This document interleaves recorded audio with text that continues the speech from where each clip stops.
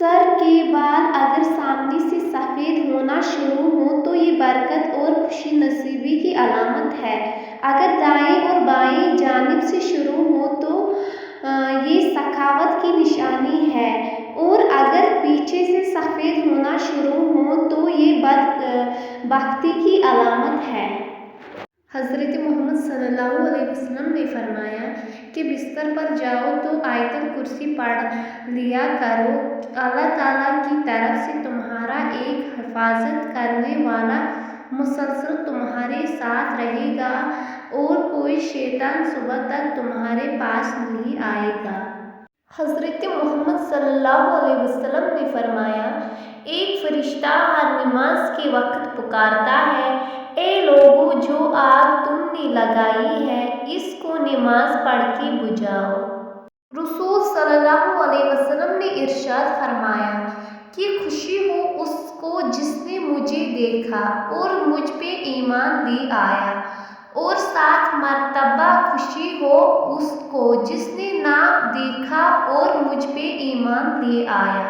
رسول صلی اللہ علیہ وسلم نے فرمایا، جو شخص غصہ اس وقت پہ جائے جبکہ وہ اپنا غصہ نکالنے کی طاقت رکھتا ہو تو اللہ تعالیٰ قیامت کے دن تمام لوگوں کے سامنے اسے بلائیں گے اور اسے اس بات کا اختیار دیں گے کہ جس حور کو چاہیے اختیار کر لے۔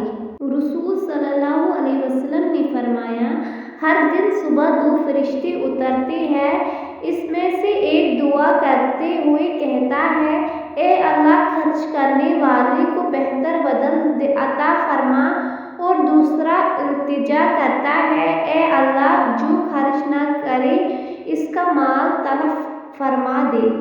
رسول صلی اللہ علیہ وسلم نے ارشاد فرمایا، میرے بعد کوئی نبی نہیں ہے اور تم لوگوں کے بعد کوئی امت نہیں ہے۔ رسول صلی اللہ علیہ وسلم نے فرمایا، جو شخص رات کو وضو کر کے سویا تو ایک فرشتہ اس کے پاس رات گزارتا ہے، جب وہ شخص اٹھتا ہے تو وہ فرشتہ کہتا ہے، اے اللہ، اپنے فلاں بندے کی مغفرت فرما کیونکہ وہ وضو کر کے سویا ہے۔ نبی پاک صلی اللہ علیہ وسلم نے فرمایا، تم لوگ ایک دوسرے کو تحفہ دیتے رہا کرو۔ ایک صحابی نے پوچھا، اگر کسی کے پاس تحفہ نہ ہو تو؟ آپ صلی اللہ علیہ وسلم نے فرمایا، کیا تم کسی کو اپنی مسکراہٹ بھی نہیں دے سکتے؟ نبی کریم صلی اللہ علیہ وسلم کی نصیحت۔ رسول صلی اللہ علیہ وسلم نے فرمایا، تم کسی کی کمزوریوں کی تلاش میں نہ رہا کرو اور جاسوسوں کی طرح کسی کے عیب معلوم کرنے کی کوشش بھی نہ کرو۔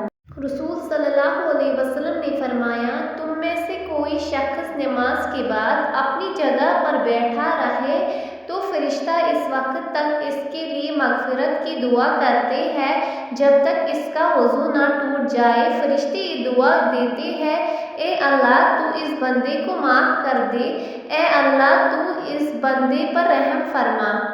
پیٹھ کے بل مت سویا کرو کیونکہ اس سے اللہ ناراض ہوتا ہے۔ جو شخص پیٹھ کے بل سو رہا ہو اس کو بیدار کر دو، اس لیے کہ پیٹھ کے بل سونا جہنمیوں کا طریقہ ہے۔ صرف پیسے کا ہونا رزق نہیں ہے، نیک اولاد، اچھا اخلاق اور مخلص دوست بھی رزق میں شامل ہے۔ رشتے خون کے نہیں احساس کے ہوتے ہیں، اگر احساس ہو تو اجنبی بھی اپنے ہو جاتے ہیں، اگر احساس نہ ہو تو اپنے بھی اجنبی ہو جاتے ہیں۔